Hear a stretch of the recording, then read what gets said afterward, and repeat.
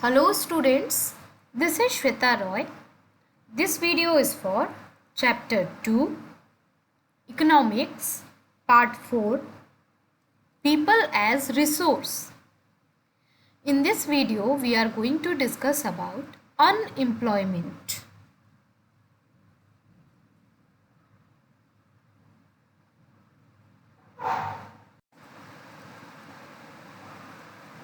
We have already gone through the story of Shakal and Vilas.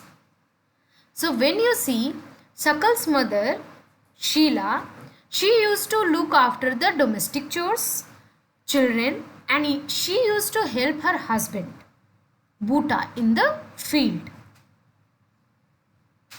Now, Shakal's brother, Jitu, and his sister, Situ, they used to spend lot of time, almost all the time, in playing and roaming.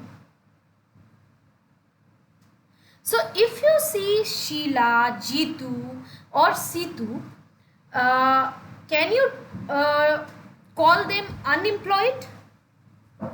Are they unemployed?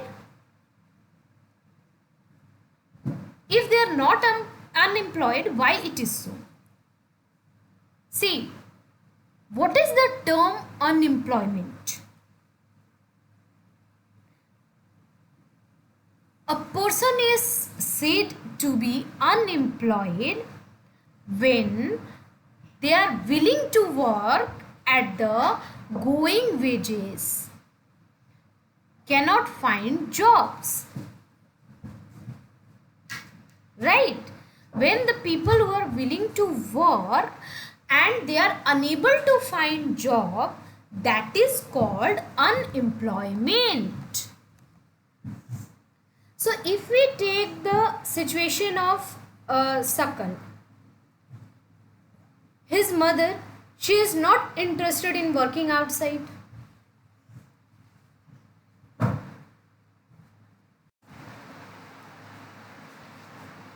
Now if we talk about his brother and sister, they are too small, right? They are not in the age of earning money, right? They are very small to be counted in the working population, right? So like this, if you see Jitu, Situ or Sheila,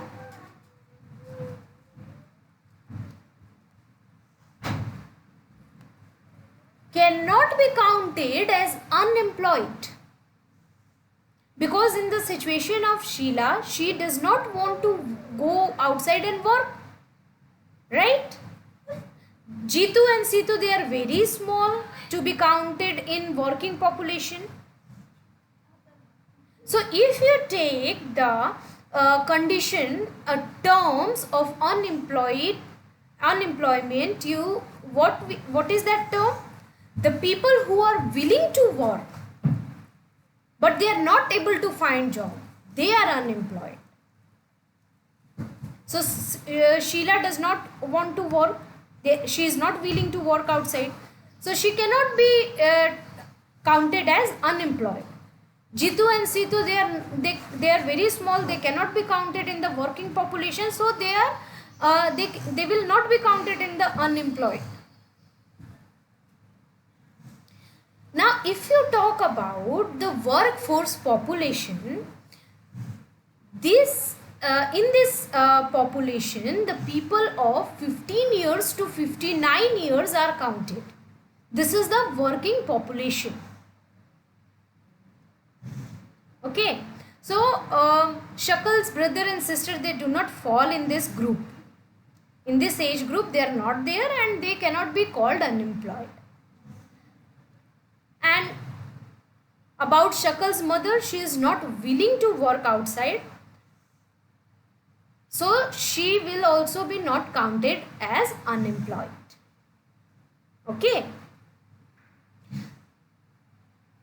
Now if you talk about India, if we take the case of India, there is unemployment in rural area and urban area and both are different. Okay, the nature of both the unemployment is different.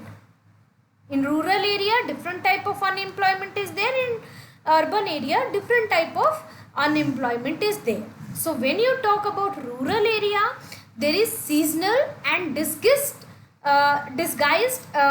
unemployment, and if you talk about urban area, there is mostly educated unemployment. Okay, so now we will talk about what is seasonal unemployment. So as you know, most of the people in the rural area, they depend on agriculture, right? Now in agriculture, what happens?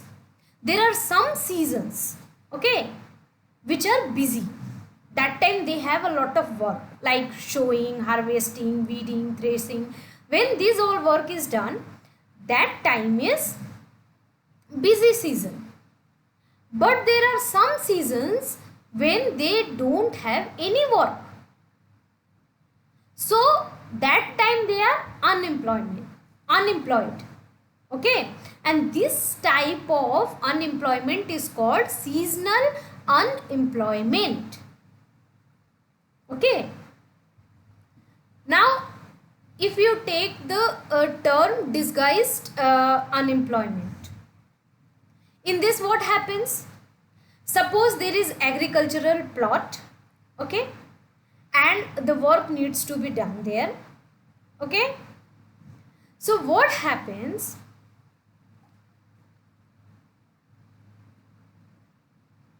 Now if on that plot 3 people are working, okay, 3 people are working, the work is only there for 3 people.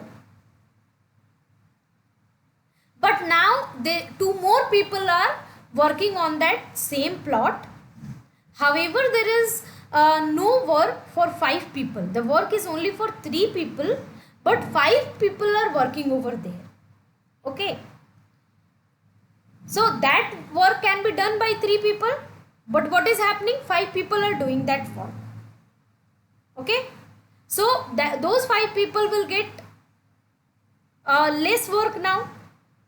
If you compare to 3 people, if 3 people are working, they will get the full work, okay, and the full wages for the day.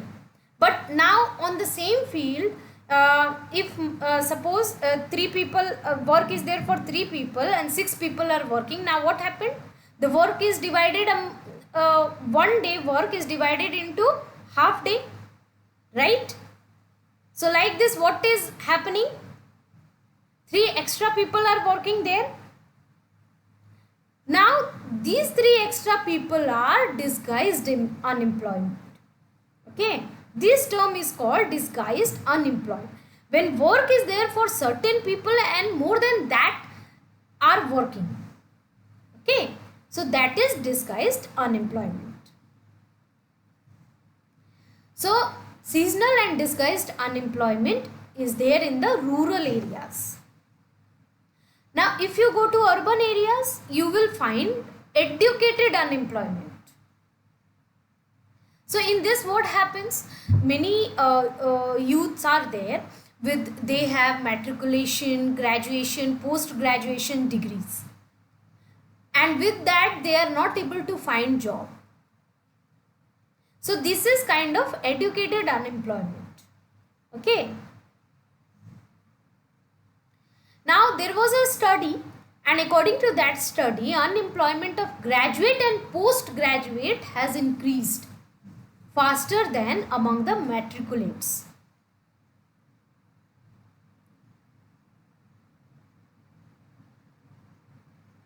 Also there is unemployment among the technically qualified people. If you see the people are doing BTech and all, they are technically skilled and still they are not getting job as per their skills. So what happens in this situation?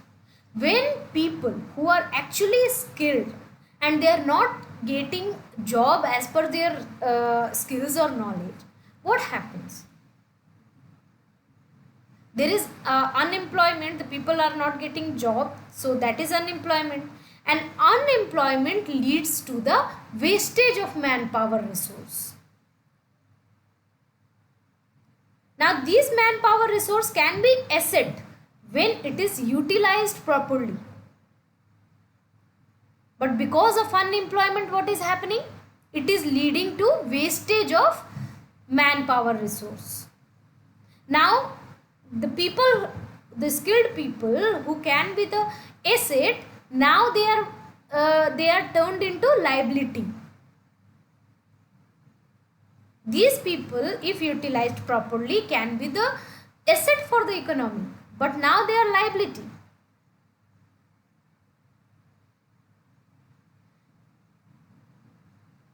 So like this, if you see, unemployment actually leads to great social waste.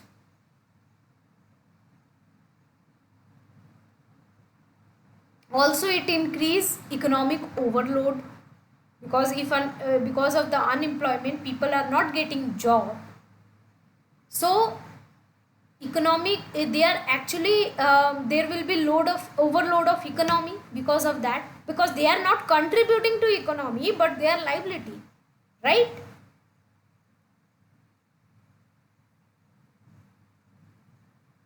Also the dependence of unemployed on the working population increases. The quality of life also gets affected, right?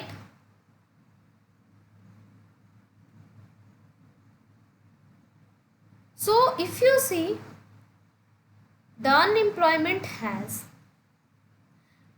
detrimental impact on the overall growth of an economy. Okay,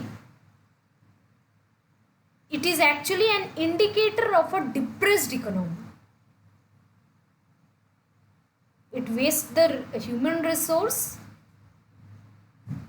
and it turns the asset into liability. So if you take the case of India, statistically the unemployment rate is low in India.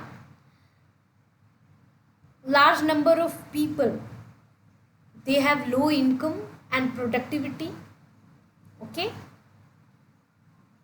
they appear to work throughout the year, but in terms of their potential and income, they are that is not adequate for them. Okay, so this kind of situation is there in India. The people are not getting job as per their potential and the economy which they require. Also some of the works which they are doing, that is forced upon them. They are not doing the work of their own choice. Now the people who are poor, they cannot sit idle, no? So they have to do some activity, they have to engage themselves in some activity so that they can earn money. Now in this case, what happens? They are not getting job as per their choice. They are, whatever work they are doing, they are forcefully doing that.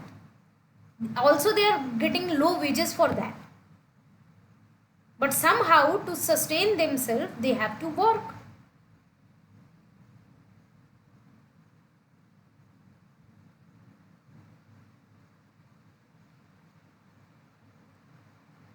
Now if you take the primary sector, we have divided the structure into three parts, no? Primary sector, secondary sector and tertiary sector. So if you take the primary sector and you take an example, if whole family is contributed in the field, after that also everybody is not needed there, right? Suppose in one family there are 6 people, okay, and the work is only for 3 people. So what is happening? That is disguised unemployment. Okay, so if you see, this disguised unemployment is there in the agricultural sector. The work is only for 3 people, but how many people are working? 6 people are working. But the product produce which is there, that is shared equally in everyone, right? So what happens? The concept of sharing work in the field and the produce raised reduces the hardship of unemployment in the rural sector. But what happens? Hardship is reduced, but the poverty cannot be reduced by that. The poverty is increasing. Hardship is reducing, but the poverty is increasing by this. And what will happen? Slowly the people will move towards urban areas in search of jobs.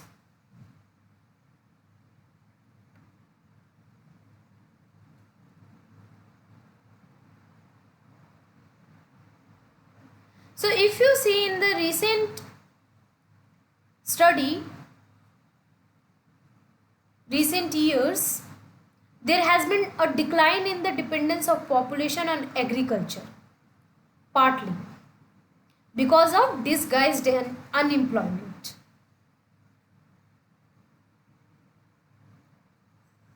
Also, some of the labor who were there in the agriculture, they have moved to secondary or the tertiary sector. Now in secondary sector, what is there? Small scale manufacturing, and in that most labors are needed. Now in case of tertiary sector, there are various new services like biotechnology, information technology. Like this, there are many new services are there, but they need skills, developed skills. Now we have a story over here so that we can understand the whole thing. There was a village which was inhabited by several families, and each family produced enough to feed their members. They all used to meet its need by members, making their own clothes and teaching their own children.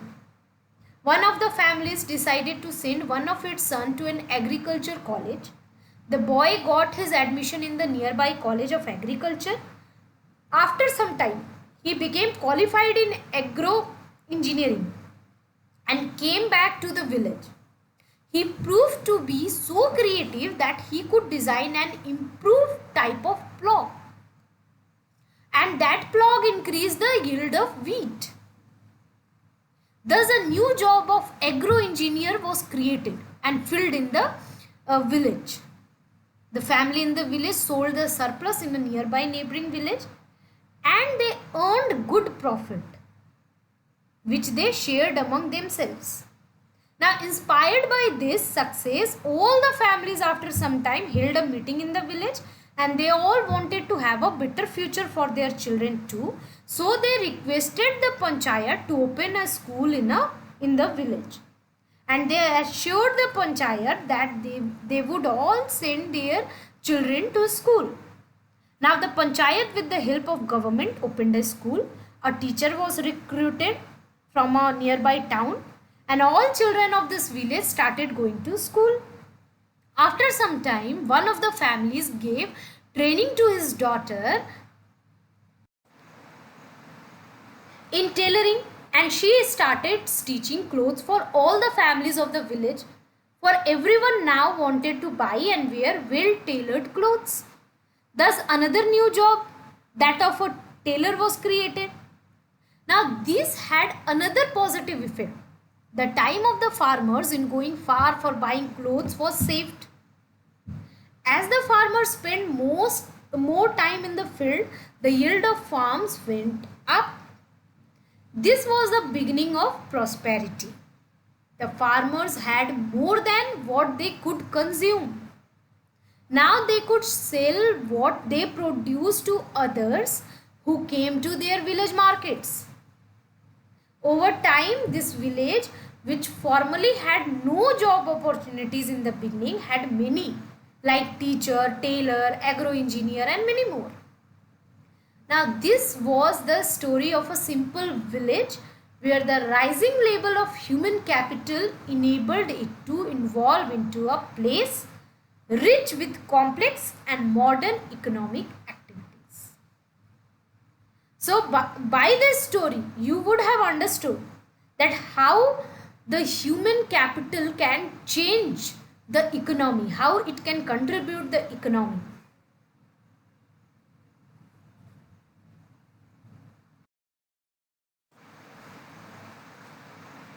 I hope you all understood all the topics taught in this video. Thank you.